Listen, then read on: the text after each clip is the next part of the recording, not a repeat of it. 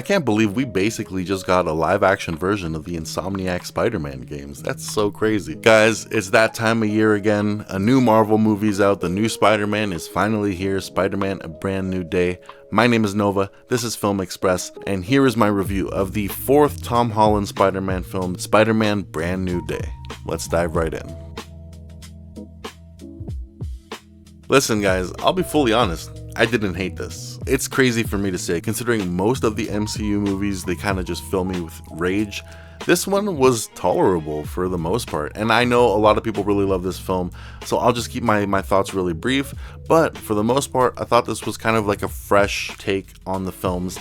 And it's most surprising to me that this is kind of the first movie in a very, very long time that didn't rely solely on nostalgia. And yes, it's flawed. It kind of follows the same Marvel formula, but I found it was fresh enough and it was an original enough story that it made me care. It made me enjoy my experience, which is something I can't say about the last 10 years of Marvel movies. I think this is the standout best of the 4 Tom Holland movies we've gotten so far, simply because he's kind of developed into a really good version of Peter Parker by this point. His performance was really, really good, and like I said, this film didn't really bother with nostalgia baiting audiences at all. It focused on delivering a really, really emotional story for Peter, which ended up paying off. The fact that it managed to deliver on emotional stakes alone, that's enough for me, because that's a thing that Marvel films really, really don't do. There's very, very few of them that manage to hit that. You know, I didn't think Tom Holland was that good in The Odyssey this year, but I think he was actually quite good here as Peter Parker. He delivered where it mattered most, and I think the character's going through a lot of emotions, and I think he managed to deliver on all of them, surprisingly, in my opinion. Most of the cast seemed to be having a blast as well. You know, for the most part, everyone was pretty good, and I think maybe I could say there's no real weak links.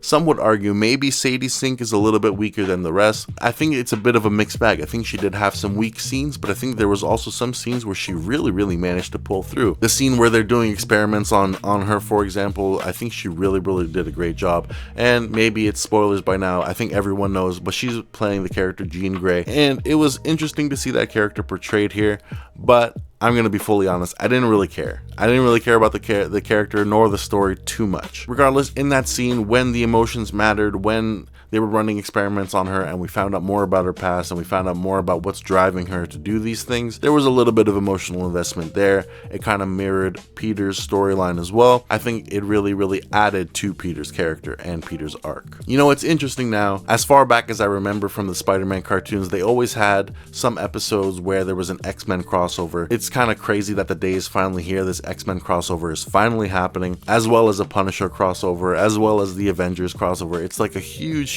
amalgamation of all the Marvel projects at once, and that can make for some entertaining moments, but that is also part of the reason why a lot of the MCU movies have flaws, and a big part of the reason why this one is a flawed experience as well. We have a new director now. We have Destin Daniel Cretton, who honestly I'm a big fan of. I think he's a really, really good director for the most part, and he seems to be having a blast working with this big budget here. Look, Shang-Chi wasn't the greatest movie in my opinion, but he was clearly having a lot of fun. He added a lot of personality and identity to that film that could not have been there otherwise. We're finally getting some fight scenes and some fight choreography with like a spark of life, with a breath of life. It's like something fresh and something unique for the Spider-Man movies or for Marvel movies in general. Some of this fight choreography was so badass. It's unlike anything we've really seen before. And it was honestly so cool to see Peter get the shit kicked out of him multiple times throughout this movie. There wasn't really too much plot armor in that sense, as most Marvel movies do have. The fact that he was constantly outmatched was very, very interesting to me, and his body, his physicality was taking the toll. It was so interesting. It makes for interesting character moments. What's interesting as well for Cretton here as a director is that it's always fun when a new director gets into the series. They get so playful with the idea of like the web mechanics, the verticality of Spider-Man, inverted horizons, you know, upwards and downwards and backwards and upside down and things like that, and how they get playful with all of Peter's powers in general. And I think Cretton really delivered on that front, especially in this kind of story where Peter's powers are brought into question. I think Cretton tried his best to make it cinematic. There were some very, very interesting camera moves. There was even a dolly zoom, you know, like a vertigo zoom. It's so interesting that, you know, he doesn't need to do all this in a film like this, but he tried his best, you know, and I'm sure the studio is forcing him to do certain things and things need to be a certain way, but the fact that he managed to add some creativity here, I applaud that, because a lot of these other directors, they're really struggling to do that. The script here was written by Chris McKenna and Eric Summers. They penned the script together. together, and it's just great to see that there's finally a Marvel script that kind of has some consideration for emotional stakes and mature character development, mature character arcs. But I guess the script struggles in so many other departments because I'm sure the MCU is pushing them to add so many characters and to try to set up future movies and future installments. So that's where the film kind of really struggles. It tries to juggle way too much, and that's been a problem for Marvel movies for so long now. As far back as like Sam Raimi's Spider-Man 3, it becomes such a mess when you have all these villains and all these characters without the arcs and the motivations to match. And when it tries to juggle all these characters and subplots, it really drags at times. You know, I was more interested in Peter's arc and Peter's relationship with MJ. You know, I feel like they could have done way more with Jean Grey's character to get me invested.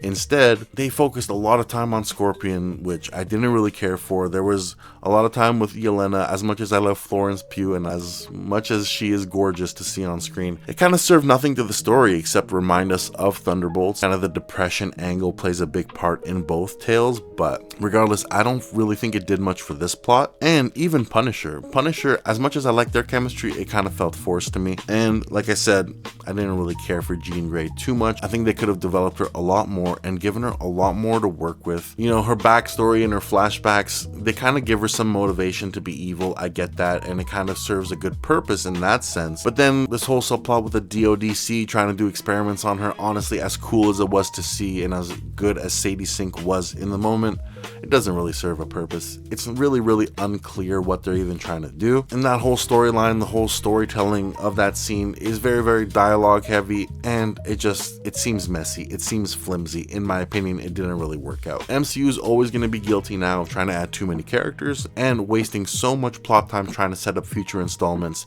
that the actual stories, the meat and potatoes, the heart of the stories are taking a huge hit because of it. Honestly, as much as I've had these complaints, I can still give this movie a passing grade, which is something I can't say about most of the MCU movies. So for me, I've seen so much worse, I can applaud this film, and I can actually say it's worth watching, because if I think it's acceptable, then I'm sure fans of the MCU and actual fans of these types of movies are going to get a lot more out of it than just fan service. It's actually a good movie as well. They could have done better with the villain, sure, I totally agree. But as a kind of crossover transitionary film, it works for what it is. It seems that Cretton also knows what audiences want. He knows that they want different action scenes with different fight choreography that actually matters, and kudos to him for delivering on that. What's most interesting is that there's been so many years now where fans have been complaining that the Hulk has not gotten a good action scene. The best version of the Hulk, you know, Mark Ruffalo's Bruce Banner Hulk, has been kind of pushed to the sidelines and made a weak, weird, pacifist version of himself. Well, Cretton seems to understand this, and he took that to heart because he finally delivered what seems to be a smidgen of a cool, unique, fun, badass action scene with the Hulk, which we haven't gotten in years. And it reminded me of the Avengers film, which was fun. It was cool to see within this emotional context, and it was cool to see after all these years. It kind of tickled a spot that hasn't been tickled in a very long time. What's interesting is that they didn't even shoot this in New York City, but I feel like the love for New York was really on display. Like, they tried their best. It was kind of highlighting the city of New York in a way that hasn't been done in a few movies. There were moments where you could tell some of the skyline was missing, but overall, like, honestly, they really did a good job at capturing New York City. I felt like it was a love letter to New York in some ways, in ways that we haven't gotten since like the Sam Raimi movies, which, you know, that's always welcome. That's a big part of the Spider-Man DNA and the Spider-Man identity. So overall, you know, for me, this is one of the better MCU movies in a very long time, which is just so surprising because usually I really hate them. Usually I rate them like 1 star, 1.5 star, but this, for me, it's almost a 3-star film, which is so surprising.